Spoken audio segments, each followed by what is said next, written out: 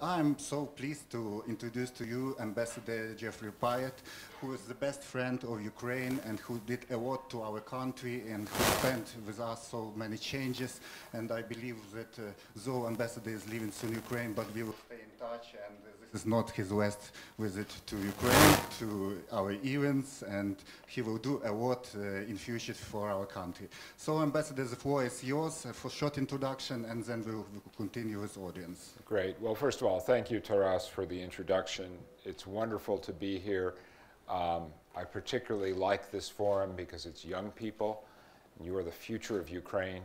I'm also pleased to have this opportunity because I know my friend and colleague, Ambassador Tombinski, recently did the same thing. And he and I have had an extraordinarily productive partnership throughout my time here, so it's a real honor for me to be following in his footsteps in this venue as in so many others. I am coming to Kyiv today after a weekend in Odessa. And as I was thinking about this conversation that I want to have today, I was reminded in many ways what I saw in Odessa over the weekend is a perfect metaphor for the changes that I see happening in Ukraine. 3 years, 2.5 years ago, the Ukrainian Navy was on its back after the invasion and annexation of Crimea. Today we are conducting very complicated exercises with 13 other countries, and it's very clear that there is an enormous sense of pride among the Ukrainian Marines and sailors that I was able to see this weekend. In the same way, I also spent some of my time in Odessa at the International Film Festival. And it was so impressive to see the creativity, the energy there among the Ukrainian entrants. And I think it was a good window into the remarkable upwelling of pride, but also artistic creativity that Ukraine has seen since your revolution 2.5 years ago. Ultimately, the process of change that's underway here is going to be decided by all of you. There's a process of generational change that's underway in Ukraine today. One of the most exciting things I see is the young people who have come into the Verkhovna Rada, who are part of government. I mean, all of these deputy ministers, all of whom seem to be 30-something years old, with a very different vision of where they want to take the country. And what's really important to me is I found this not just here in Kyiv, but also in the oblasts. And whether it's in Kharkiv or Odessa or Dnipropetrovsk or Lviv. And one of the great pleasures of my job is I get to travel more than most Ukrainians. So I've seen a lot of this country over the past 3 years. And you see this extraordinarily impressive enthusiasm for participation in democratic governance, shaping the future of your country. That is so valuable, and so I would encourage everybody to hold on to that. Taras and the team have sent me a terrific list of questions that people already put together, and I really want to get to that quickly, but I was asked to do a little bit of a stock taking.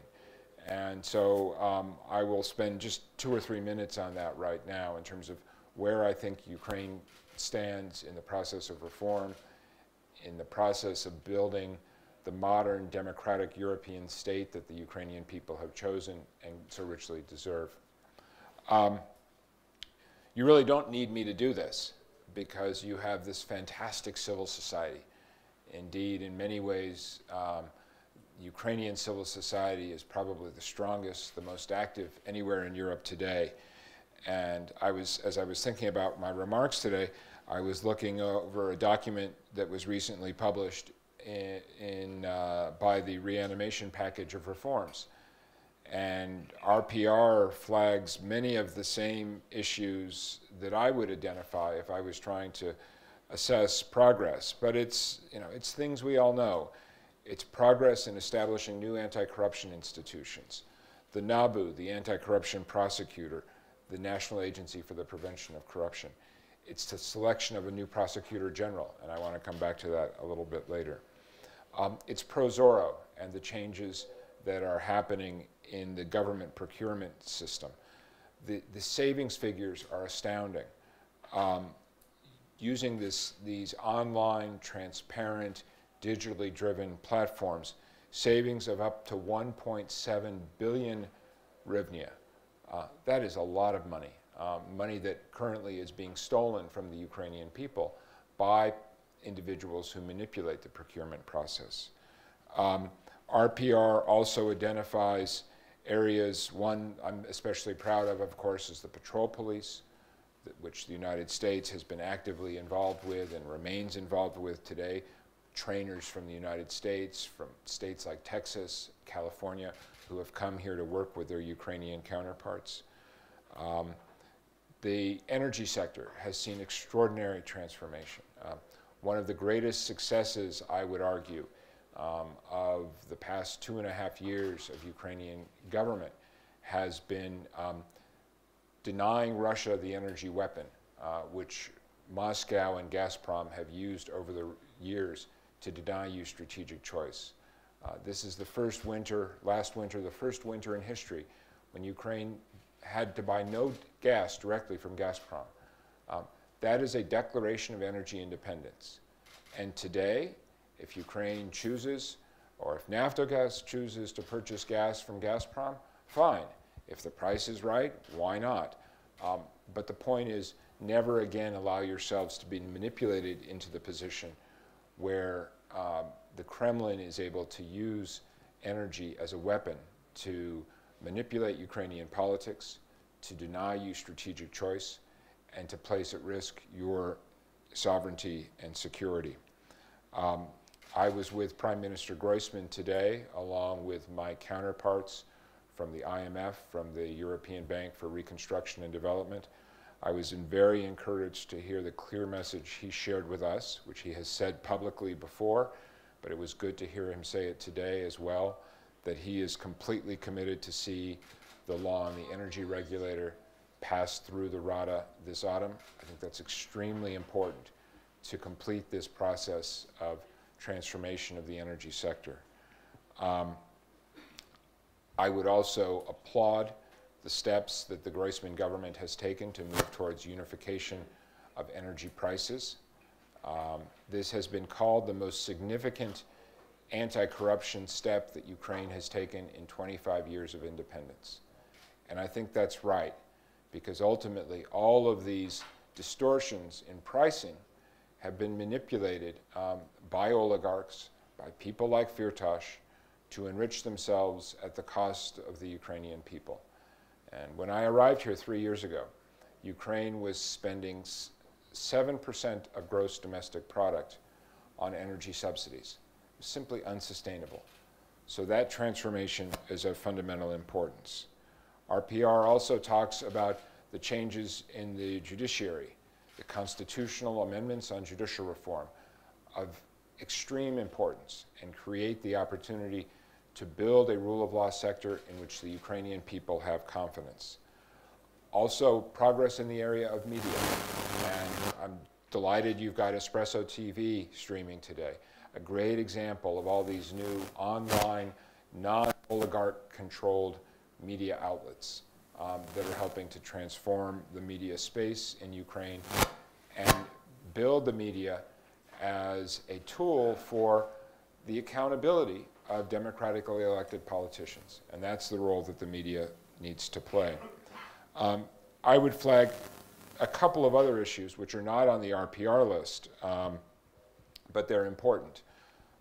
One is the financial sector, where the NBU, the central bank, has performed miracles in terms of restoring its credibility with international markets, demonstrating the bank's ability to perform as an independent, respected regulator, carrying out their role and their work based not on political influence, not on the question of which oligarchic group or another is most influential, but based on the rule of law. And that's how Ukraine is going to unlock your economic potential. The fact that the NBU has been able to shut down more than a third of Ukraine's financial institutions, many of which were dominated by corruption, related party lending, non-transparent procedures. All of that progress is a credit to Mrs. Hondareva and the very strong team that she has put in place at the top of the NBU. Another area that I would flag that is deserving of credit is what Ukraine has achieved through the resetting of your democratic institutions. A presidential election in May of 2014 that many people thought wouldn't happen, and then Rada elections in October of 2014, and then last year, the local elections, all of which have had the effect of resetting Ukraine's democratic institutions, legitimizing governance, and bringing to power not a completely new system, but a lot of people who have demonstrated their credentials as real reformers committed to working for the people who elected them. So I would cite all of those on the plus side of the ledger. In terms of work for the future, I really want to leave that topic for the conversation that we're going to have right now. One issue, though, that I would flag, which is of overarching importance, relates to the rule of law. And if I had to identify from my 3 years in Ukraine, the single area that still requires the greatest sustained focus and the greatest sustained pressure and engagement from civil society and young people like yourselves, it would be rule of law. Building a judiciary, a prosecutorial service, a court system in which the Ukrainian people have confidence. And that's the only test that matters. It doesn't matter what I think, it doesn't matter what Ambassador Tombinsky thinks. What matters is, are these institutions which enjoy the trust and confidence of the Ukrainian people? In that regard, I'm encouraged by some important first steps, including the constitutional reforms on the judiciary, but also the selection of a new prosecutor general who has an extremely open and constructive relationship with his American counterparts. We actually have an American, Ukrainian-American, who worked in our Department of Justice as a prosecutor, dealing with criminal acts in the US, who has now come to Kyiv and is working with Prosecutor General Lutsenko. We also have had our FBI, our law enforcement experts, working with Ukrainian counterparts. This is not easy. Change is never easy, and it's particularly difficult in a system like Ukraine, where the justice system has been so heavily manipulated by corruption, by oligarchic groups over the years. But a window's opened, and I am absolutely convinced that this is the best opportunity that Ukraine has had since independence to build the kind of rule of law society that the Maidan Revolution, the Revolution of Dignity, was intended to achieve, and which the Ukrainian people so clearly deserve. So, Taras, let me leave it there, and I'm delighted to take the conversation in whatever direction is useful, and I'm looking forward to a lot of challenging questions.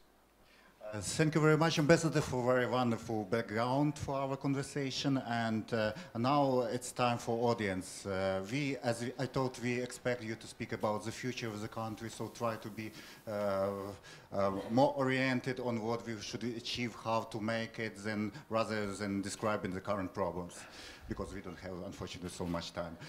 So I see fast hands, and please. Alexis, Mr. Pyatt, sometimes looking to the backwards, you can tell something about future. You have quite an interesting experience, 3 years in Ukraine, which could count for a century for some countries. And looking back for your 3 years as a diplomat here, what probably 3 successes for you could you identify? And probably what things would you have done in other, or wouldn't you have done at all during 3 years? Well, thank you, Alexei, and I appreciate your metaphor of the century the 3 years that felt like a century, because it does feel like that sometimes. Let me do one of each to begin with. What am I proudest of? What I am most proud of is the way in which the United States government, led by President Obama, has been able to stand with the people of Ukraine during your darkest moments.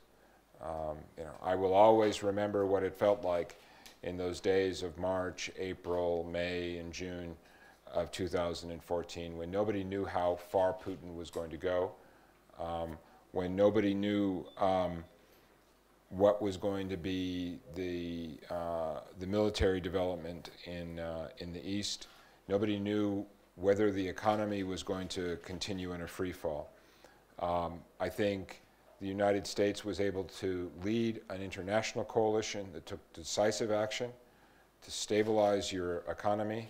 The first billion-dollar loan guarantee that we did with Ukraine, actually when Deputy Prime Minister Kubiv was running the central bank, that was a little bit like going into a casino. Nobody knew whether the economy was going to stabilize or not. It was a bet on the future of Ukraine and the Ukrainian people.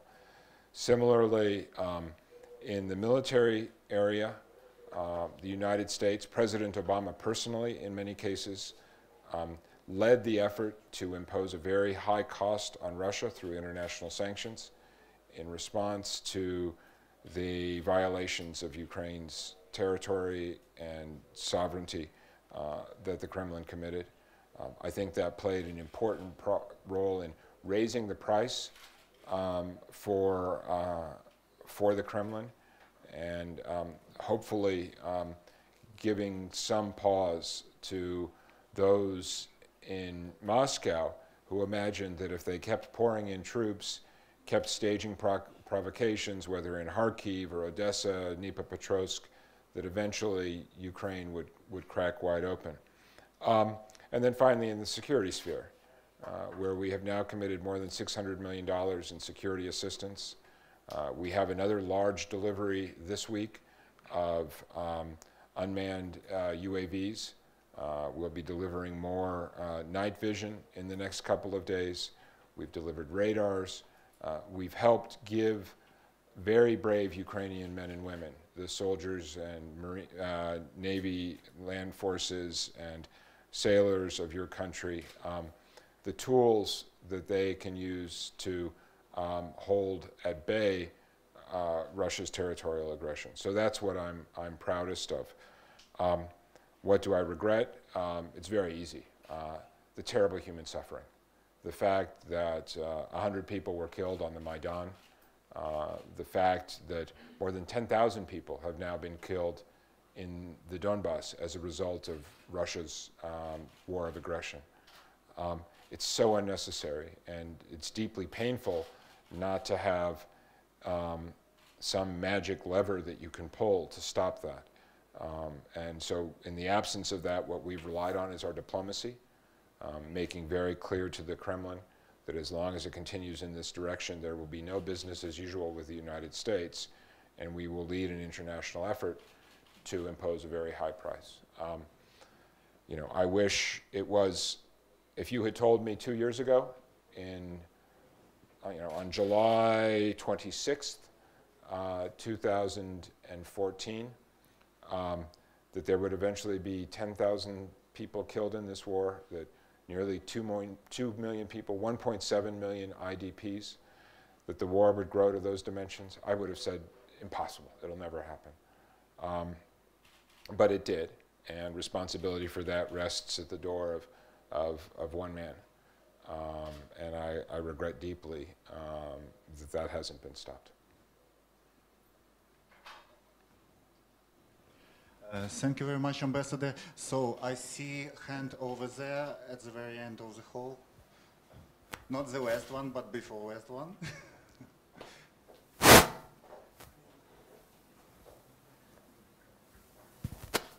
Thank you. My name is Alexander Andreyko, and I'd like to ask you, how do you think your Ukrainian experience will be useful for you in Greece? I mean, are there any similar problems you can see now? Thanks, Alexander. you know, it's hard for me to imagine that anything will be like what I have lived through over the past 3 years. And I think all of my diplomatic colleagues feel the same in many ways. This is such an extraordinary experience to be a witness to what the Ukrainian people have accomplished and lived through. I do think one thing is that, when I get time to collect my thoughts, I think one point which is relevant to me, Ukraine, of course, is the birthplace of democracy.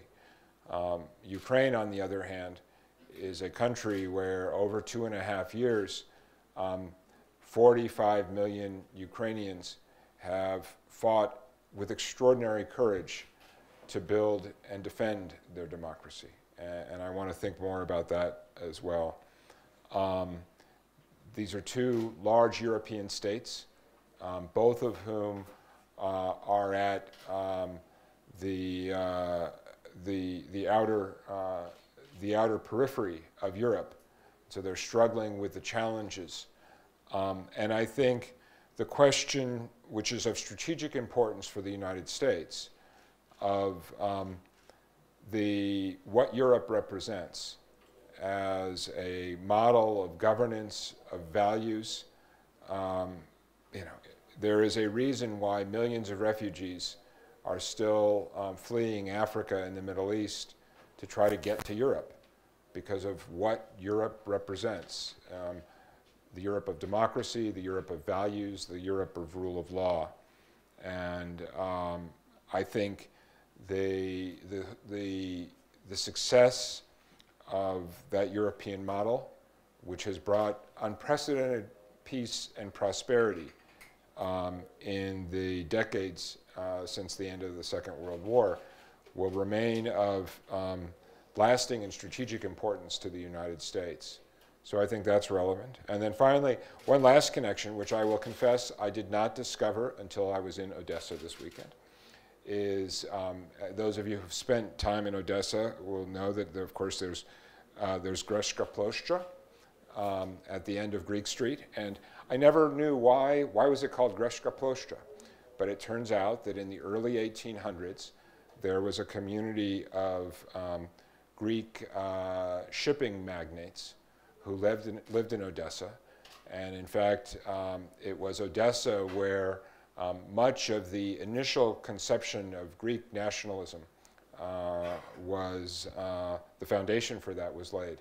So again, I don't think anything I do in the rest of my diplomatic career will be quite like what I have lived through here in Ukraine. But the nature of our profession is you try to learn from every experience.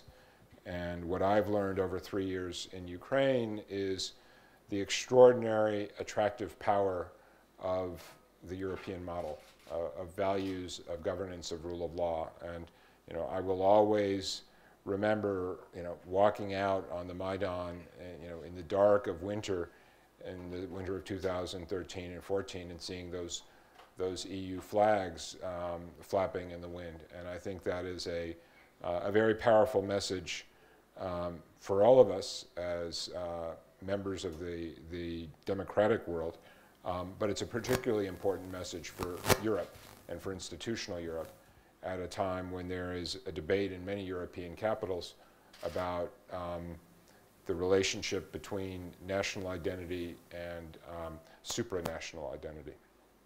But good question, so thank you. Thank you, Ambassador. So there is a person standing in the last row, and we will come back to first.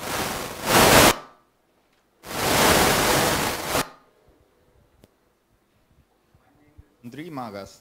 You gave overall positive evaluation of what has been done in Ukraine in the last 3 years. Some members of civic society believe that much more could be done in this time.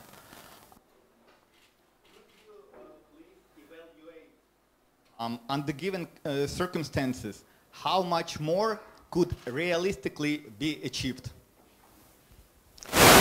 Yeah, thanks, Andrei. I guess let me answer the question this way.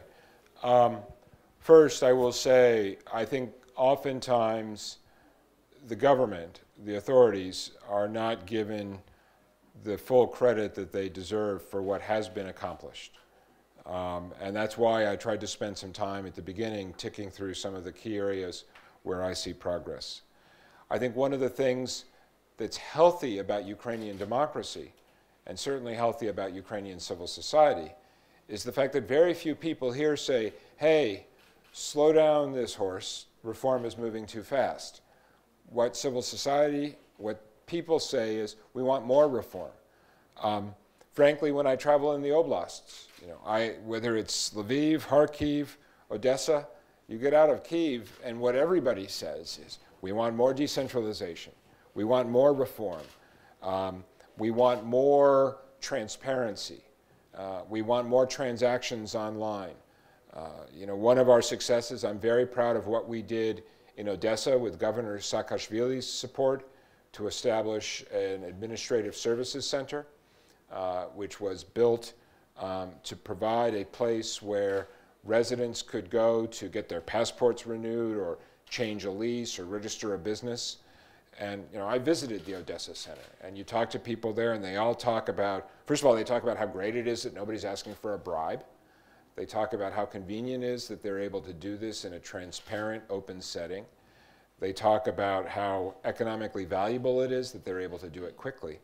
But what's really encouraging to me is when I travel around the country now, whether it's talking about e-governance with officials in Lviv, or talking to Governor Reinin in Kharkiv, where we are helping to build a similar administrative services center, or in smaller cities like Mariupol.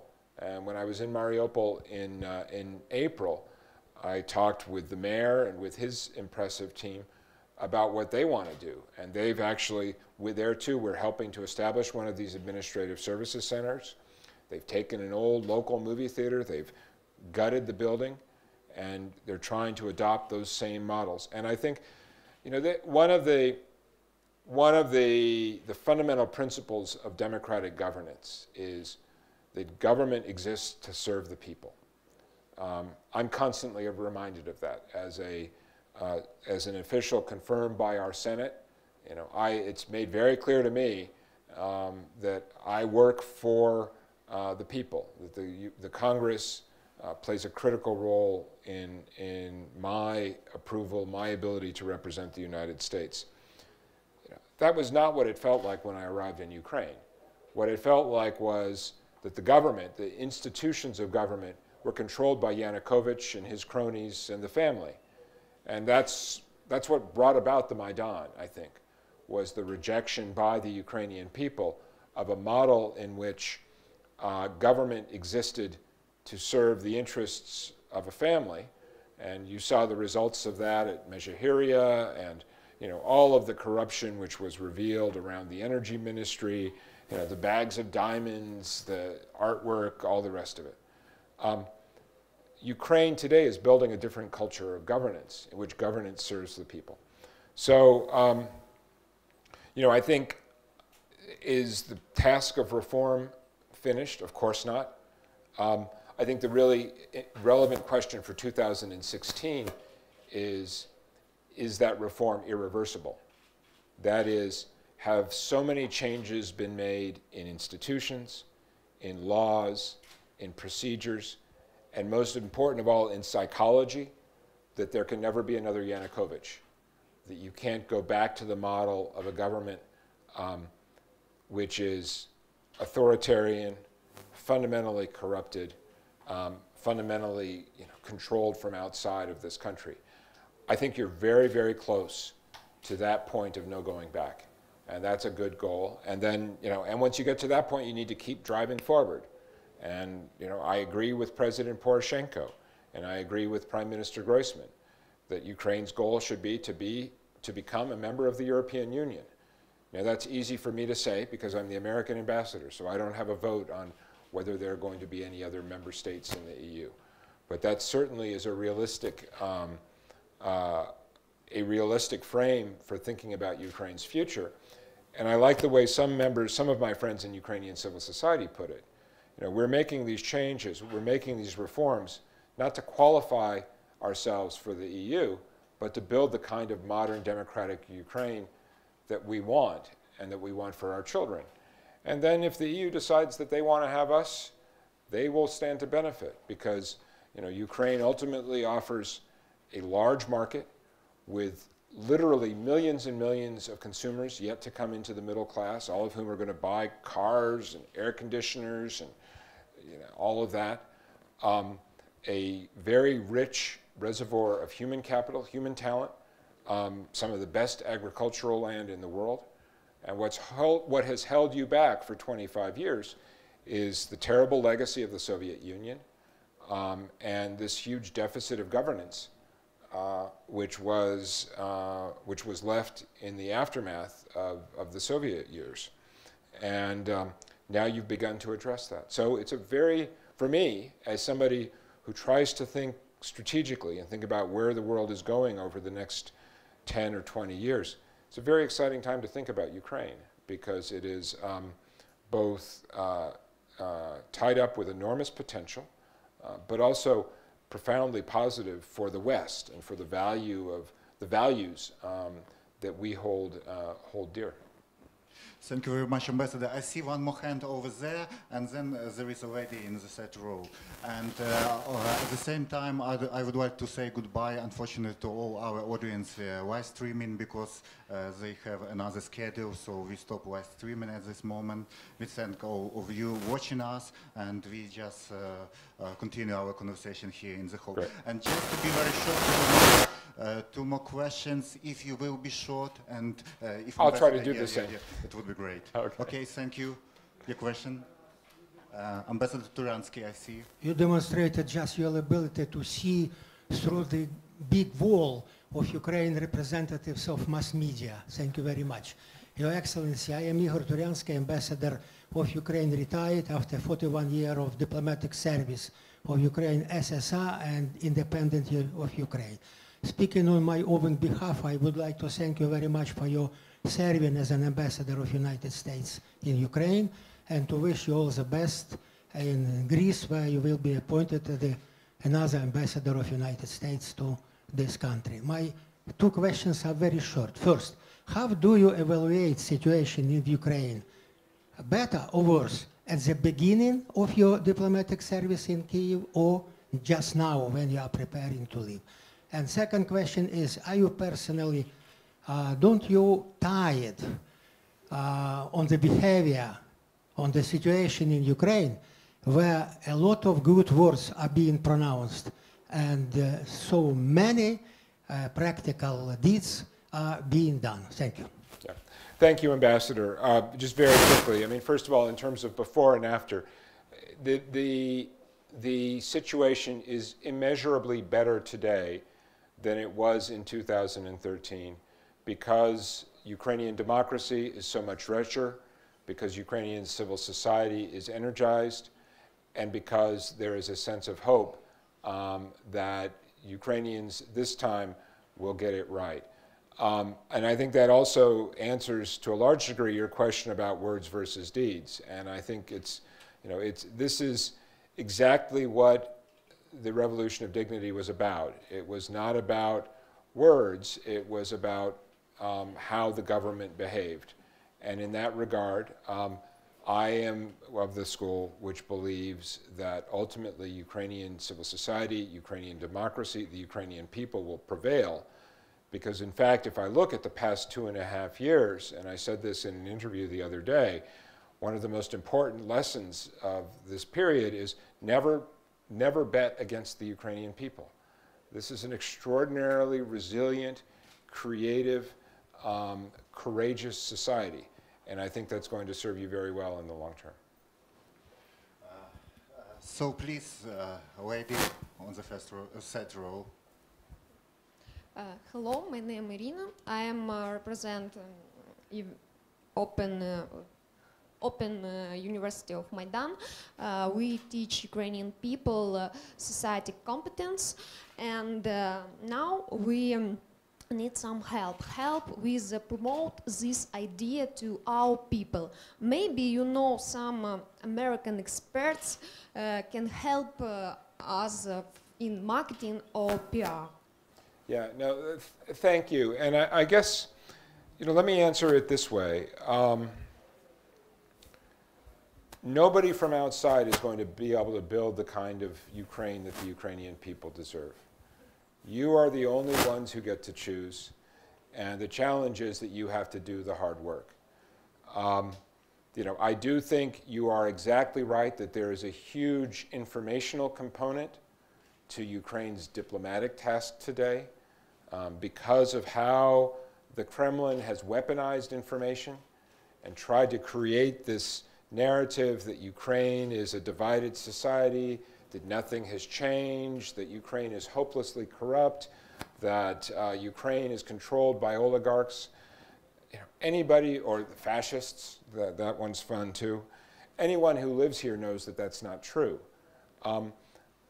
What you have to do as Ukrainians is keep telling that story. And I think, especially for Americans, and one of the things that I have benefited from this job is a lot of support from our Congress. We have had more than 100 members of the US Congress who have come here since the spring of 2014. And all of them, when they sit down with Ukrainian people, with Ukrainian politicians, with Ukrainian civil society, they discover a narrative which is not that different from ours as in the United States. We also were a country born in revolution. We are a country defined by the principle that all men are created equal, a country which is deeply committed to values of democracy. And I think that's one of the reasons that I am today fundamentally optimistic about where Ukraine is going, because I think you have made your choice regarding that civilizational choice, that values-based choice. And so the issue is, how do you move forward? We will be with you. The United States will stand with the people of Ukraine. President Obama has made that clear. Vice President Biden has made that clear. Our Congress has made that clear. But you have to do the hard work. You have to hold your politicians to a high standard. You have to call out your media when they misrepresent the situation. And because we live in a connected, globalized world, you have to keep explaining to everybody, whether they're in London or Brussels or Berlin or Ottawa or Washington, how Ukraine is changing and how you're building a new society. And nobody is better for doing that than the kind of young people who are in this room today, because you not only can say it, but you're living it. And that's incredibly, incredibly important. Thank you very much, Ambassador. Unfortunately, our time is over because Ambassador's schedule is very tight these days, and we had only 45 minutes. But for the end, I traditionally asking our guests one question. We are asking for inspirational message, and you almost did it by your last words. But we want from the other angle. We want to ask you not as ambassador, but as a person, what was very important for you? For your career, life, maybe motto of your life. As you see many young people around here, so something that you can share your experience, individual experience, and maybe something that can help them to moving forward, to build in future as a personalities. Yeah, thanks, Taras. Let me answer it two ways. One is less inspirational, but it's very practical. One of my bosses years ago encouraged me always to think strategically. And by that, he meant, we do lots of things in life, especially in the workplace and what we're doing, but we don't often enough stop to ask, what are we trying to do? What are we trying to accomplish? And I have found that an incredibly powerful question to ask. Anytime you're presented with a choice, anytime you're presented with a decision, step back for a second and ask, what are we trying to do? What is your goal? And the value of that is, it's like in Star Trek and Spock, it forces you to behave rationally as opposed to emotionally, which is what a lot of us as human beings tend to do. So that's that's a Spock answer, so it's not very inspiring. So let me try something more inspiring as well. You know, I think on the inspiring point, the most important message that I would deliver to Ukrainians in particular, and to everybody in the country, from President Poroshenko right on down, is a line which comes from one of our movies about World War II. Those of you who've seen Saving Private Ryan, the Tom Hanks movie. But one of the last lines of that movie is "Earn this." And I think it's very relevant to Ukraine as well. There are people who have made extraordinary sacrifices for this country over the past 2.5 years, starting with more than 2,000 soldiers who have paid the ultimate price fighting to defend your soil, 100 people who died on the Maidan in defense of Ukraine's European choice. If nothing else, they have earned the respect and the hard work of everybody else who's left behind to make the very best of this opportunity, to really build a different kind of Ukraine, and to make the kind of choices which will, as we talked about earlier in response to Alexander's question, make reform irreversible. And I think, you know, that's what makes Ukraine and what makes my time in Ukraine particularly poignant for me, is the fact that there are these extraordinary sacrifices which the Ukrainian people have made. We will do our part, as I said to Irina, but you have to do yours. And I think now's the opportunity. Seize this opportunity and make the sacrifices worthwhile. Thank you. Thank you very much, Ambassador, for being today with us, for working in Ukraine, and I hope for staying with Ukraine in future.